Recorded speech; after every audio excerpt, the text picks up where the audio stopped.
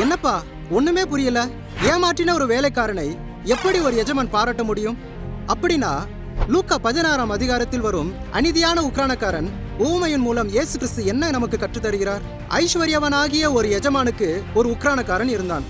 இந்த உக்ரானக்காரன் தன் எஜமானின் பணத்தை அநியாயமாக அழித்து போடுகிறான் என்று எஜமானுக்கு தெரிந்த உடனே எஜமான் இந்த உக்ரானக்காரனை அழைத்து, இனி நீ வேலை செய்ய வேண்டாம், உன் கணக்குகளை ஒப்புவித்து சென்று விடு என்றான். அப்பொழுது வேலைக்காரன், இனி நான் என்ன செய்வேன்? குழி தோண்டுகிற வேலை செய்ய எனக்கு பலனில்லை, பிச்சை எடுக்கவும் நான் வெட்கப்படுகிறேன்.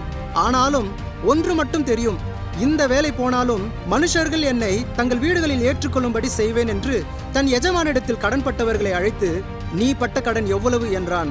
100 குடம் எண்ணெய் என்றான். அப்பொழுது நீ உன் சீட்டை வாங்கி 50 என்று சீக்கிரம் எழுதி என்றான். வேறு ஒருவனை அழைத்து, நீ பட்ட கடன் எவ்வளவு என்றான். 100 கலம் கோதுமை என்றான். அப்பொழுது உன் சீட்டை வாங்கி 80 என்று எழுதி கொடு என்றான். சிலருக்கு நல்லவனாக இருக்கும்படி இப்படிப்பட்ட காரியத்தை செய்தான். இந்த உக்ரானக்காரன் செய்த செயலை கண்டு எஜமான் பாராட்டினான். இந்த எஜமான் இயேசு கிறிஸ்து இல்லங்க. அவர் இப்படிப்பட்ட திருடனை ஒருபோதும் உற்சாகப்படுத்த மாட்டார். அவர் அநீதிக்கு துணை போகவும் மாட்டார். பணக்காரனாகிய எஜமான் ஒரு முடிவுக்கு வருகிறான். ஒளியின் பிள்ளைகள் இவ்வளவு புத்திசாலிகளாக இல்லை, ஆனால் இந்த உலகத்தின் பிள்ளைகள் எப்படி புத்திமான்களாக நடந்து எப்படிப்பட்ட காரியத்தை சமாளிக்கலாம் என்று யோசிக்கிறார்கள் என்று எஜமான் சொல்லுகிறதை நாம் பார்க்கிறோம். இது போலதான் இந்த உலகத்தில் இருக்கிற பிள்ளைகள் என்னுடைய எதிர்காலத்துக்காக எப்படி சேர்த்து வைக்கலாம் என்று வாழ்ந்து கொண்டிருக்கிறார்கள். ஆனால் கர்த்தர் கொடுத்த ஆசீர்வாதமான பணத்தை கொண்டு, அதாவது அநீதியான உலக பொருளை வைத்துக் கொண்டு சிநேகிதர்களை சம்பாதியுங்கள் என்று ஒளியின் பிள்ளைகளுக்கு சொல்லப்பட்டிருக்கிறது. எப்படி என்றால், நம்முடைய நண்பர்களை விருந்துக்கு அழைத்து நம்முடைய பணத்தையும் நேரத்தையும் செலவழித்து அவர்களுக்கு விருந்தளித்து இயேசு கிறிஸ்துவை பற்றி சுவிசேஷம் சொல்லி பரலோகம் செல்லும் வழியையும் நித்திய ஜீவனை அடைய எப்படி ஆயத்தப்படுத்த வேண்டும் என்றும் அவர்களுக்கு சொல்ல வேண்டும். இந்த பூமியில் நம்முடைய ஓட்டத்தை ஓடி முடித்து சாகும்போது எதையும் நாம் எடுத்து செல்ல முடியாது. ஆத்துமாக்களை மட்டும்தான் ஆதாயப்படுத்த முடியும்.